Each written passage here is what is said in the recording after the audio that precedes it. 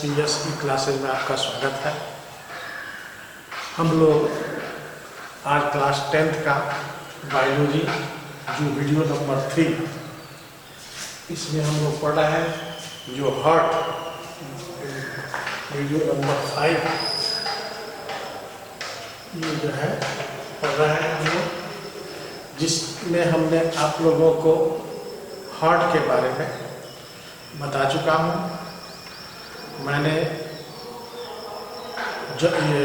जीव में परिवहन तंत्र के बारे में बताया कि परिवहन तंत्र के 3 जो है पॉइंट्स होते हैं।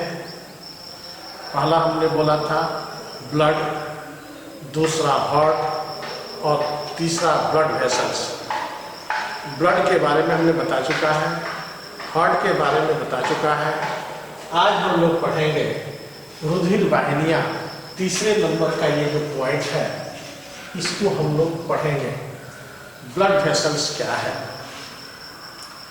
हम सभी जंतुओं के शरीर के अंदर रुधिर बहुत सी पतली पतली वाहिनियों के अंदर प्रवाहित होता रहता है। इस वाहिनियों को ही हम लोग रुधिर वाहिनियाँ कहते हैं। ये रुधिर वाहिनियाँ बंद होती है तथा इसमें रुधिर का प्रवाह सदैव एक निश्चित दिशा में ही होता रहता है। जो वाहिनियाँ 2 होती है, पहला धमनी तंत्र और दूसरा शिरा तंत्र। धमनी तंत्र क्या है? धमनी हृदय से रुधिर को विभिन्न अंगों तक ले जाने वाली वाहिनी होती है, जिसमें प्रायः शुद्ध रुधिर बहता है। पल्मोनरी आर्टरीज को छोड़ करके, फुफ्फुसीय धमनी को छोड़ करके इसमें प्रायः शुद्ध रुधिर बहता है, जो अधिक गहराई में और गहरे लाल रंग में ये वाहिनियां पाई जाती हैं। दूसरा होता है शिराएं। शिरा सभी अंगों के से अशुद्ध रुधिर को एकत्रित करके हृदय तक लाने वाली वाहिनी को हम लोग शिराएं कहते हैं। यह फुफ्फुसीय शिरा को छोड़ करके अन्य सभी शिराओं में अशुद्ध रुधिर प्रवाहित होता रहता है। यह जो है धमनियां अलग होती हैं, शिराएं अलग होती हैं। दोनों के बारे में हमने बताया। धमनी के बारे में क्या बताया कि मनुष्य में या सभी जंतुओं में हृदय से रुधिर को विभिन्न अंगों तक पहुंचाने वाली वाहिनी को हम धमनी संस्थान या धमनी तंत्र कहते हैं। धमनी में प्रायः शुद्ध रक्त बहता है, फुफ्फुसीय धमनी को छोड़ करके।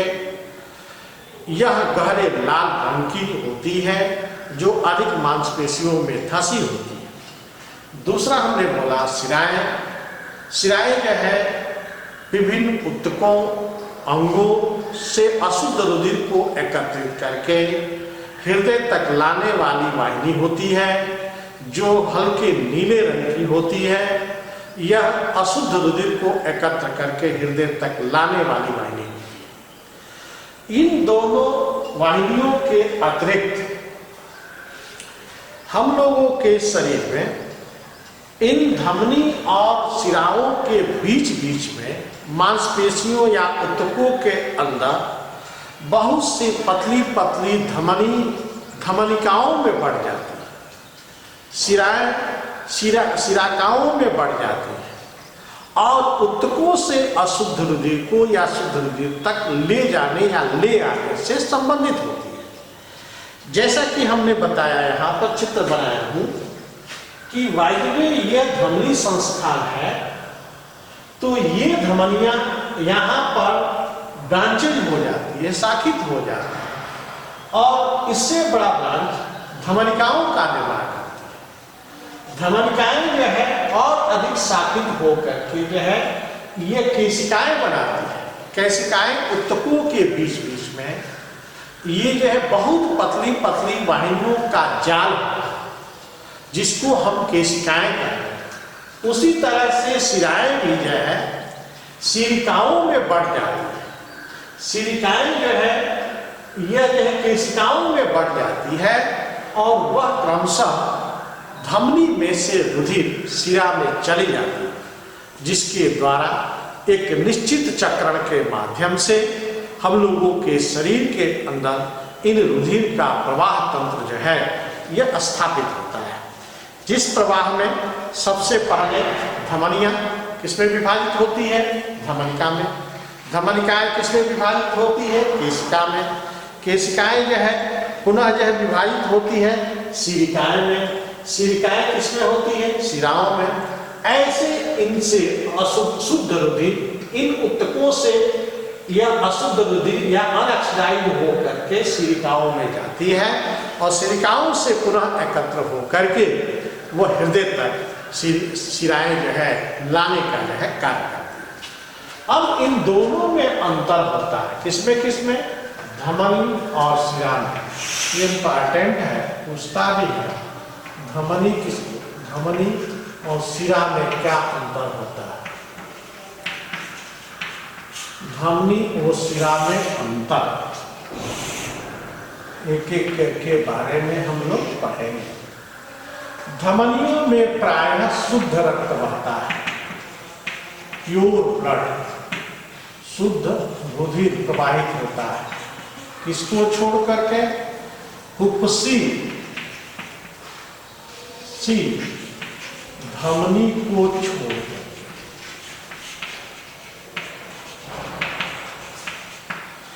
शिराओं में प्रायः अशुद्ध रक्त बहता है, लेकिन प्रायः अशुद्ध रुधिर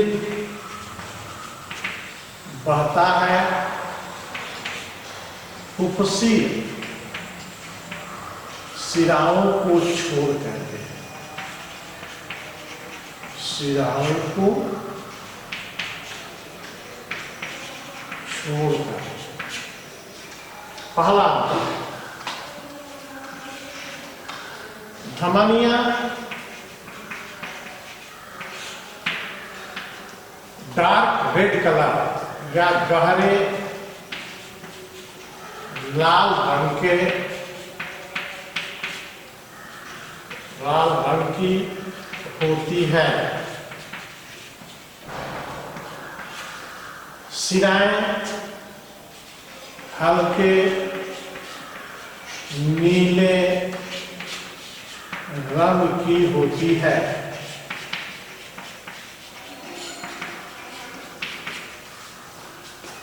तीसरा, धमनियां हृदय से रुधिर को अंगों तक पहुंचाने का कार्य करती है।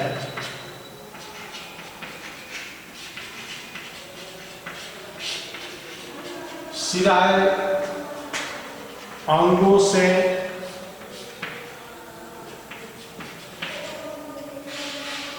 रुधिर को हृदय तक लाने का कार्य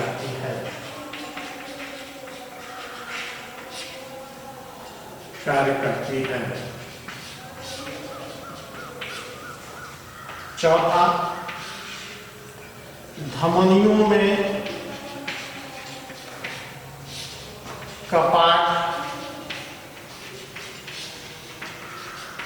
नहीं पाई जाती है।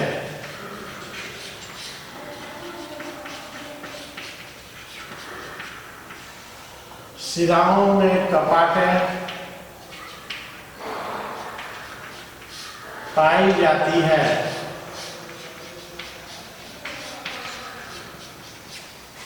जो रुधिर प्रवाह की दिशा बनाए रखती है।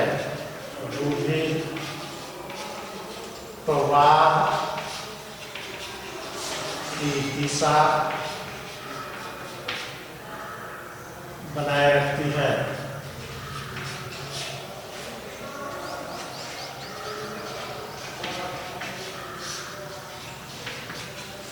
पांचवा,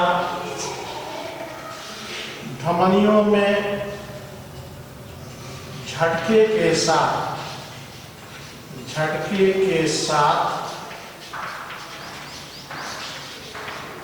रुधिर प्रवाह होता रहता है, जबकि शिराओं में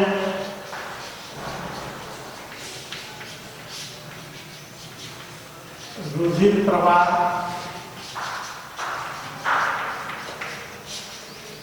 सामान्य गति से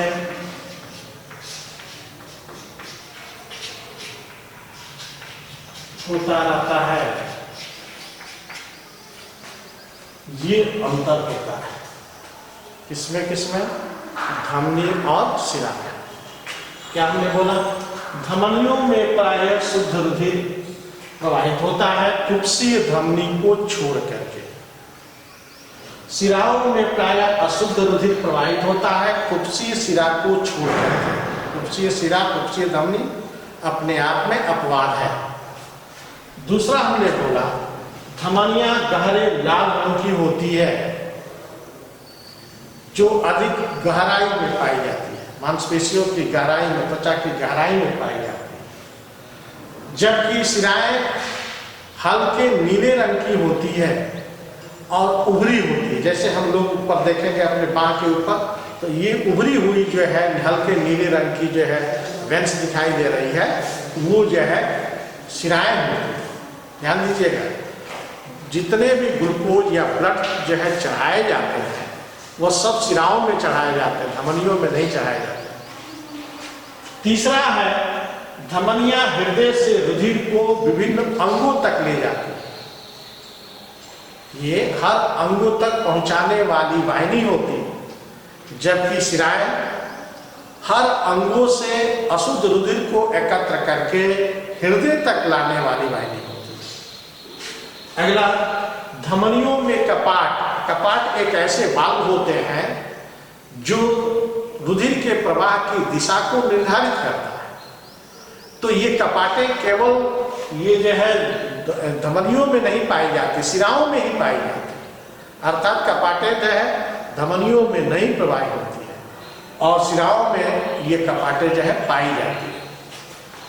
धमनियों में झटके के साथ रुधिर प्रवाहित होता है, जबकि शिराओं में सामान्य गति से रुधिर का प्रवाह होता है। धमनियों की दीवारें मोटी होती हैं, शिराओं की दीवारें अपेक्षा पतली होती हैं। ये सभी धमनी और शिरा में जो है अंतर होता है। धमनी और शिरा में ये अंतर हमने बताया। क्या बताया? ये रुधिर वाहिनी के बारे में। रुधिर वाहिनी क्या है, फिर से एक बार मैं रिवीजन कर दे रहा हूं। सभी जंतुओं के शरीर के अंदर रुधिर शरीर में फैली हुई वाहिनियों के अंदर प्रवाहित होता रहता है। इन वाहिनियों को ही हम लोग रुधिर वाहिनियां कहते हैं। ये रुधिर वाहिनियां दो तरह की होती हैं, पहली धमनी तंत्र और दूसरा शिरा तंत्र। धमनी, इसके बारे में हमने बताया कि यह हृदय से रुधिर को या शुद्ध रुधिर को विभिन्न अंगों तक ले जाने वाली वाहिनी, ये जो है धमनी तंत्र होती है। धमनी में प्रायः शुद्ध रुधिर जो है प्रवाहित होता रहता है कुप्सीय धमनी को छोड़ करके। यह प्रायः फेफड़ों में ऑक्सीडाइज होने के बाद इस रुधिर को सभी अंगों तक ले जाने का कार्य धमनी करती है। शिराएं विभिन्न अंगों से अशुद्ध रुधिर को एकत्रित करके या हृदय तक रुधिर को ले आने वाली जो है वाहिनी होती है। इन दोनों में अंतर होता है। इसके बाद धमनी और शिराओं के बीच में बहुत पतली अंतरा ऊतकों के अंदर ये जो है वाहिनियां होती है, जिसको हम लोग केशिकाएं कहते हैं। ये केशिकाएं कैसी होती है? जैसे धमनियां और अधिक शाखित होकर धमनिकाओं में, धमनिकाएं शाखित होकर के केशिकाओं में, वैसे ही शिराएं शाखित होकर शिरिकाओं में, और शिरिकाएं जो है केशिकाएं में विभक्त होती रहती है।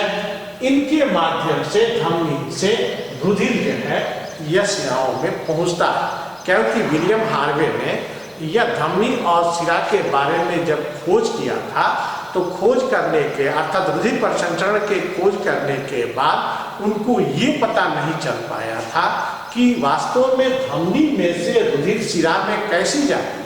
तो बाद में इटली का एक वैज्ञानिक मैलिपिनी ने जो है ये बताया कि धमनी और शिराओं के बीच बीच में बहुत से केशिकाएं होती हैं। यह कैपिलरी जो होती है यह अंतरा ऊतकों के बीच बीच में फैली होती है, जो बहुत ही पतली होती है, जिसको हम आसानी से नहीं देख सकते। इन अंतरा ऊतकों से ही यह अशुद्ध रुधिर को या अनऑक्सीडाइज्ड ब्लड को एकत्र करके शिराएं में जो है जाती है और शिराएं उसको जो है एकत्र करके हृदय तक लाने का जो है कार्य करता है। इसके बाद हम लोग पढ़ेंगे अब धमनी और शिरा के बाद अलग से मनुष्य के हृदय में रुधिर परिवहन।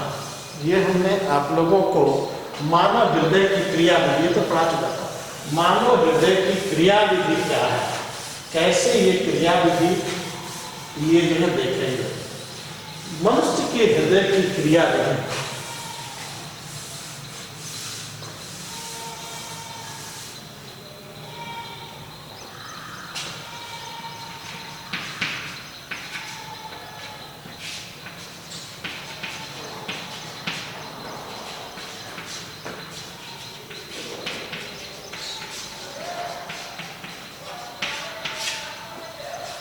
मैकेनिज्म ऑफ हार्ट्स या हार्ट बीट क्या है। मानव का हृदय जीवन पर्यंत एक निश्चित तालबद्ध गति से गति करता रहता है। इस गति की दो सामान्य अवस्थाएं होती हैं। जिस गति को हम मापना चाहें तो देखते हैं कि मनुष्य का हृदय 1 मिनट में लगभग 72 से 75 बार यह धड़कती या गति करती रहती है, जिसको हम यह मानव हृदय धड़कन कहते हैं। मानव हृदय धड़कन के कारण उनकी महत्वपूर्ण पेशियां होती हैं, जो हृदय पेशियों से ही मिलकर के बनी होती है। इस धड़कन को हम हार्ट बीट कहते हैं, जो हार्ट बीट के अंदर 2 तरह के स्टेप आते हैं। पहला प्राकुंचन और दूसरा अनुशीतलन।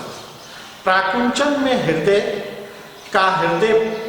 फैलाव सबसे अधिक होता है, जो हृदय के फैलाव के कारण हृदय जो है तेजी से यह फैलता है, जिसको हम प्राकुंचन या सिस्टोल स्टेज कहते हैं। दूसरा जो है हृदय जो है तेजी से सिकुड़ता है, जिसको हम अनुशीतलन कहते हैं। यह प्राकुंचन और अनुशीतलन की ही घटना को ही हम लोग हृदय स्पंदन या हार्ट बीट कहते हैं। हार्ट बीट के दौरान हृदय जैसे ही प्राकुंचन मतलब जो है यह अनुशीतलित होती है, तो हृदय में भरा हुआ रुधिर हृदय वाहिनियों के ऊपर एक प्रकार का दाब करता है, जिस दाब को हम लोग यह रुधिर दाब या ब्लड प्रेशर कहते हैं। इस ब्लड प्रेशर के बारे में सबसे पहले हेल्स नामक वैज्ञानिक ने सन 1735 ईस्वी में कौन सा बोला है 1735 ईस्वी में हेल्स नामक वैज्ञानिक ने घोड़े के अंदर का यह रुधिर दाब को ज्ञात किया था, जिसके बाद यह हृदय प्राकुंचन एवं अनुशीतलन दाब की गणना हम लोग अब तब से करना प्रारंभ किए। इस प्रक्रिया में 2 चरण मैंने बोला। पहला प्राकुंचन दाब, पहला कौन सा होता है प्राकुंचन दाब। प्राकुंचन दाब जिसको सिस्टोलिक प्रेशर कहते हैं, यह मनुष्य के हृदय का सबसे उच्चतम ये हृदय दाब होता है। इस प्राकुंचन दाब का मान लगभग 120 mm Hg होता है, जो हृदय का सबसे अधिक दाब कहलाता है। दूसरा होता है अब आपका या सिस्टोल अर्थात शिथिलन दाब या डायसिस्टोलिक शिथिलन दाब, अनुशिथिलन किसको कह सकते हैं, अनुशिथिलन। यह हृदय का सबसे कम दाब होता है जिसका न्यूनतम दाब हम लोग 80 mm Hg से मापते हैं। इस तरह से इसका उच्चतम दाब 120 mm Hg तथा सबसे न्यूनतम दाब 80 mm Hg माना जाता है। इस हृदय दाब को हम स्फिग्मो मैनोमीटर के द्वारा इससे मापते हैं। किसके द्वारा मापते हैं? स्फिग्मो मैनोमीटर के द्वारा हम हार्ट बीट, ये जो है रुधिर दाब को मापते हैं। इसी से ही हृदय दाब हम लोग जो है ज्ञात करते हैं।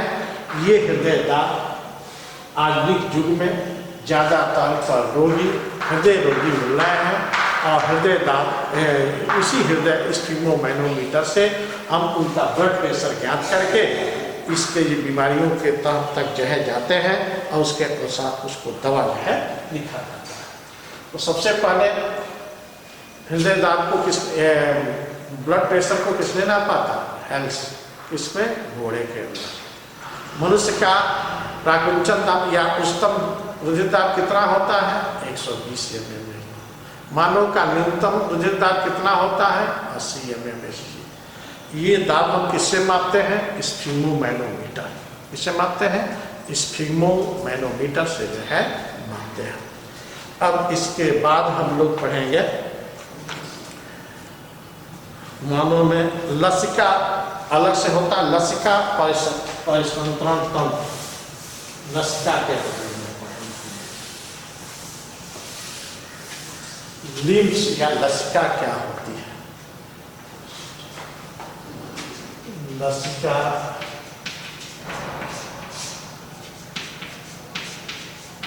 परिसंचरण तंत्र, लिम्फ सर्कुलेटरी सिस्टम।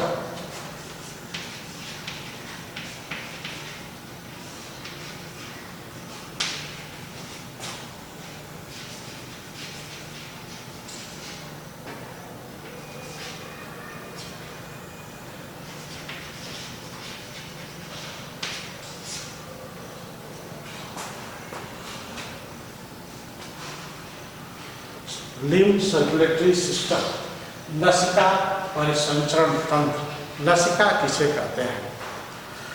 मनुष्य के रुधिर में परिसंचरण तंत्र के अतिरिक्त अन्य तरल परिसंचरण तंत्र भी मनुष्य के शरीर के अंदर पाई जाती है, जो लाल रंग के द्रव न होकर के रंगहीन तरह के जो है ये द्रव होते हैं। यह तंत्र भी वाहिनियों के माध्यम से संपूर्ण शरीर के अंदर फैली होती है।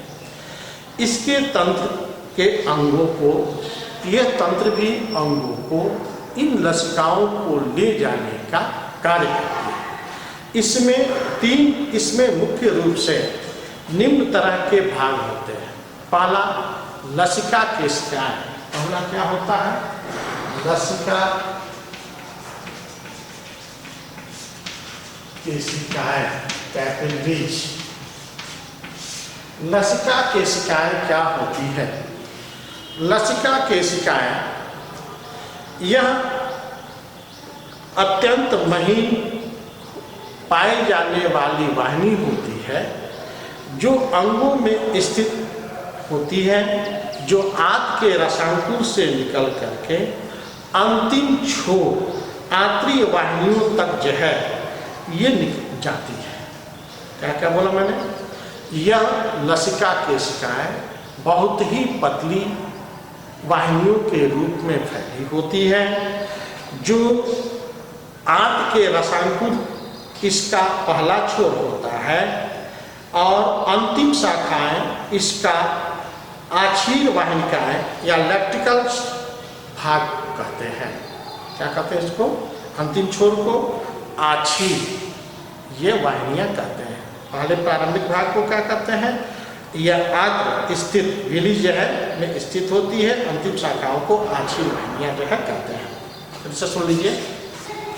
ऐसे भी कह सकते हैं लसिका के बारे में, रुधिर से छना हुआ वह तरल रंगहीन पदार्थ जो अंतरा उत्तकों के बीच बीच से प्रवाहित होता रहता है, ऐसे रंगहीन पदार्थ को हम लोग लसिका कहते हैं। यह लसिका हम लोगों के शरीर के अंदर यह विभिन्न अंगों तक प्रवाहित होती रहती है, जिसके अंदर निम्न भाग है। पहला लसिका केशिका है।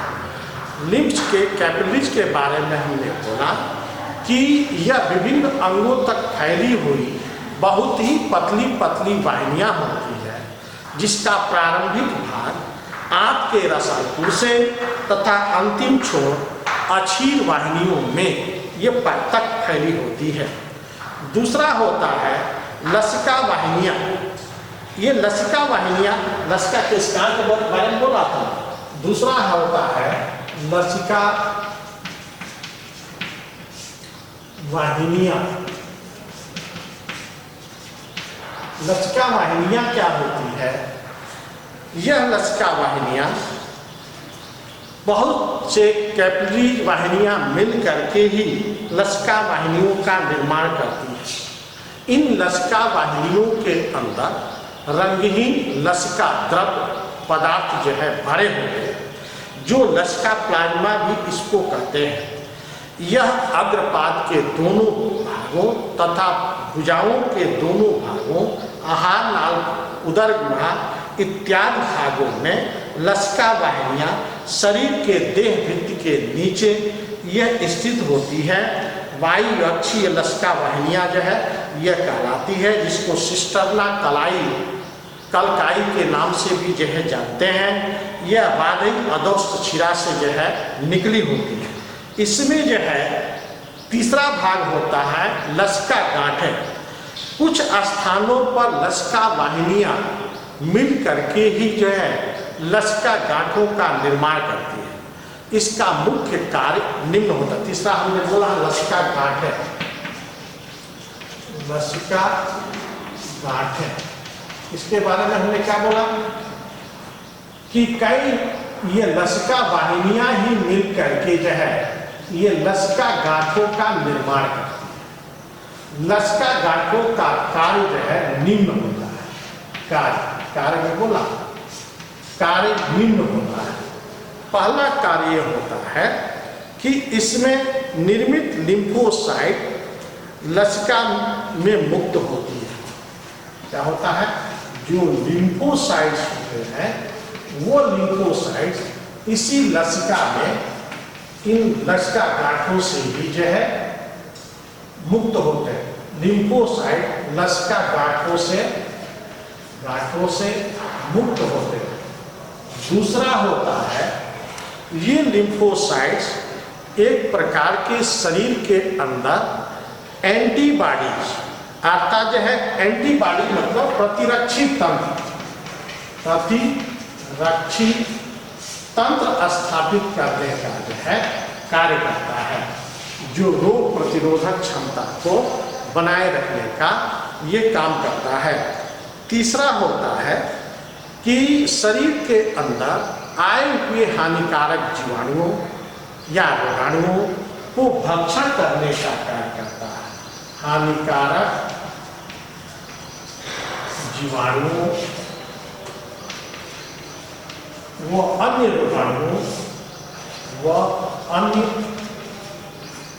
रोगाणुओं को भक्षण करने का, नष्ट करने का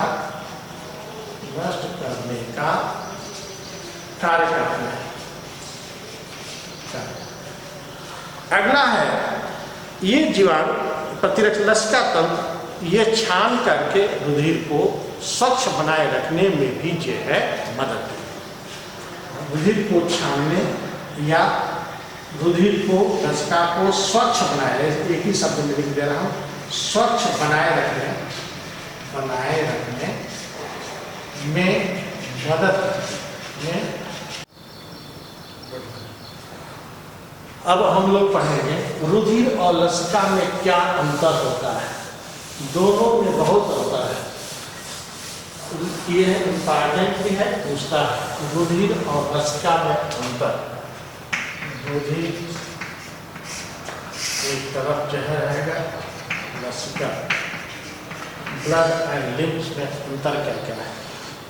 पहला अंतर है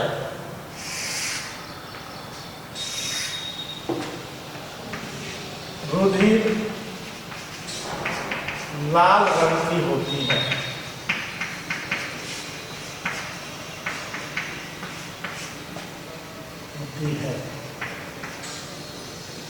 क्योंकि इसमें हीमोग्लोबिन पाई जाती है। लसिका रंगहीन होती है, क्योंकि इसमें हीमोग्लोबिन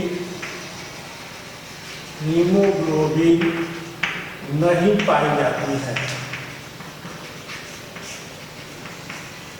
नहीं पाई जाती है। दूसरा अंतर है रुधिर वाहिनियों में प्रवाहित होती है, वाहिनियों में प्रवाहित होती है,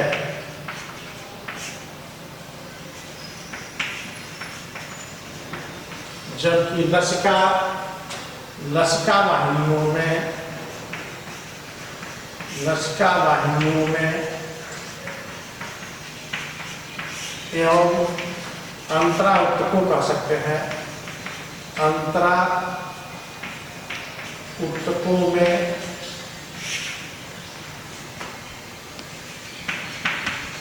प्रवाहित होती रहती है।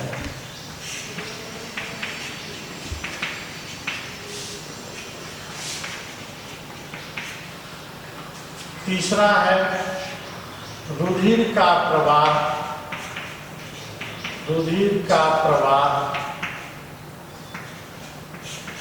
हृदय से विभिन्न अंगों के तरफ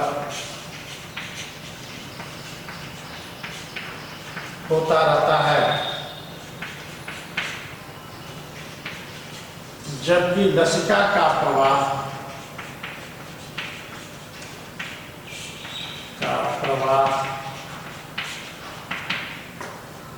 अंगों से हृदय के तरफ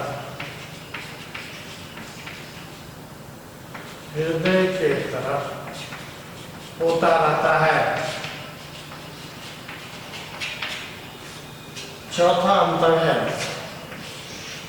रुधिर में पोषक पदार्थों की मात्रा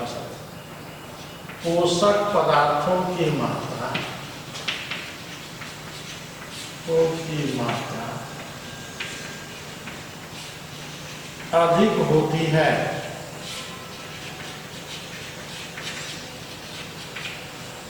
लसिका में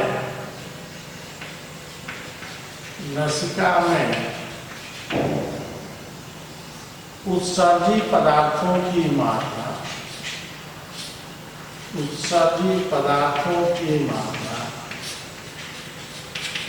अधिक होती है।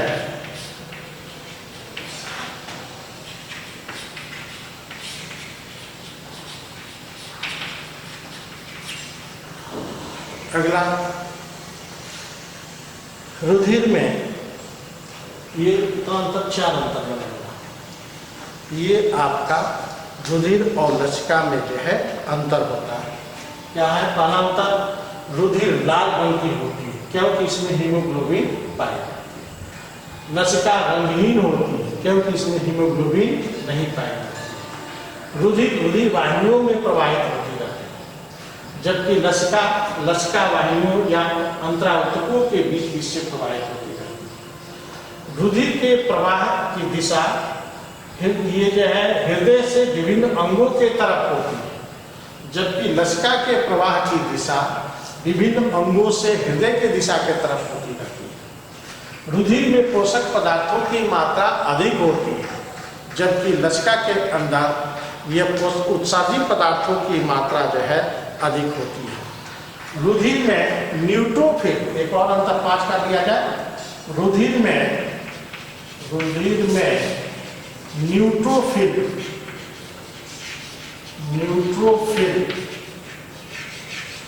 की मात्रा अधिक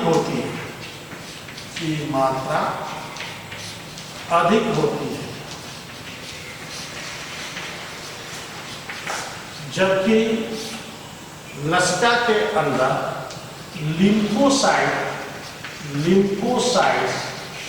की मात्रा अधिक होती है। ये 5 अंतर होते हैं।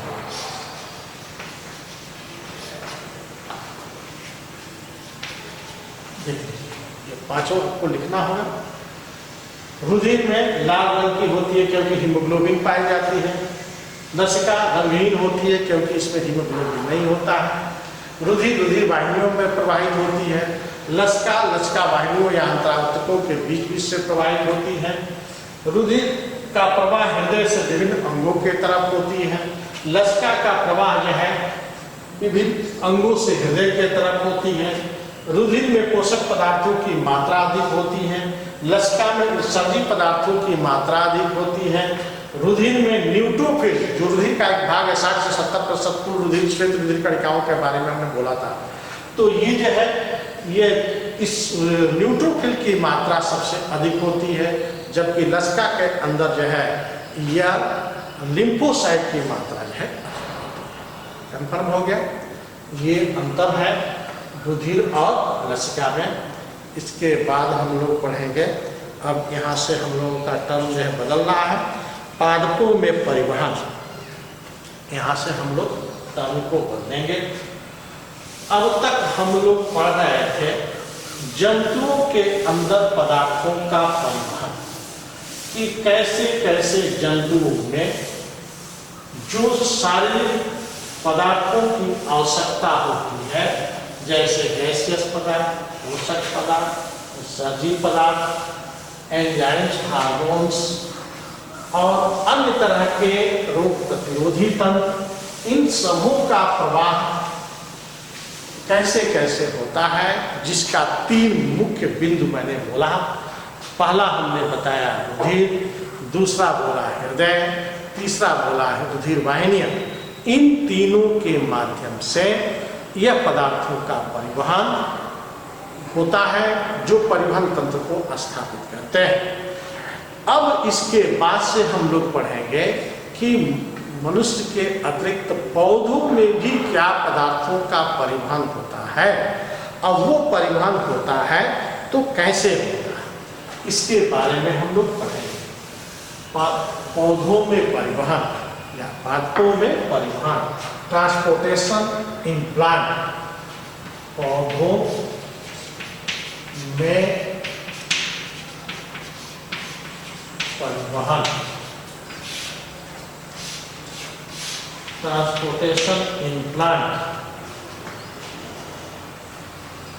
पौधों में परिवहन, पौधों के अंदर भी पोषक तत्व, जल, खनिज लवण, इन सभी तत्वों की आवश्यकता होती है।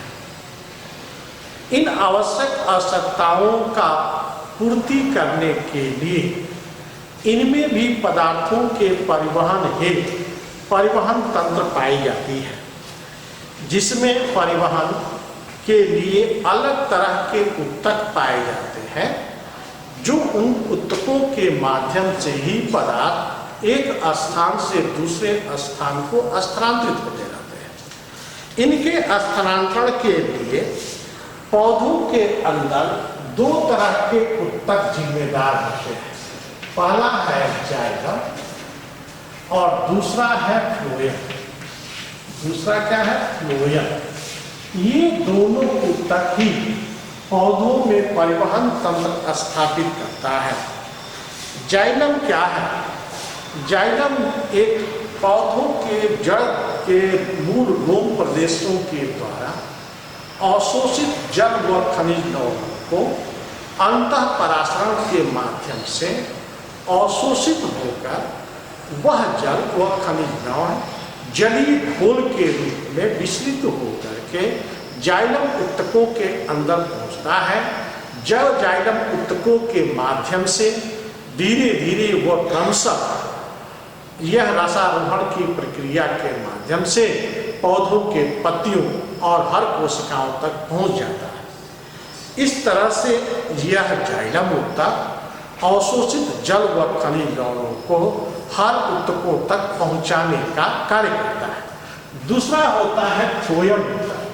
फ्लोएम ऊतक पौधों के पत्तियों द्वारा निर्मित भोज्य पदार्थों को जलीय घोल के रूप में भी यह फ्लोएम ऊतक पौधों के विभिन्न भागों तक पहुंचाने वाला ऊतक फ्लोएम ऊतक होता है, जिनके द्वारा यह ऊतक जो है हर कोशिकाओं तक पोषक पदार्थों को पहुंचाने का जो है कार्य करता है। इन दोनों में अंतर होता है।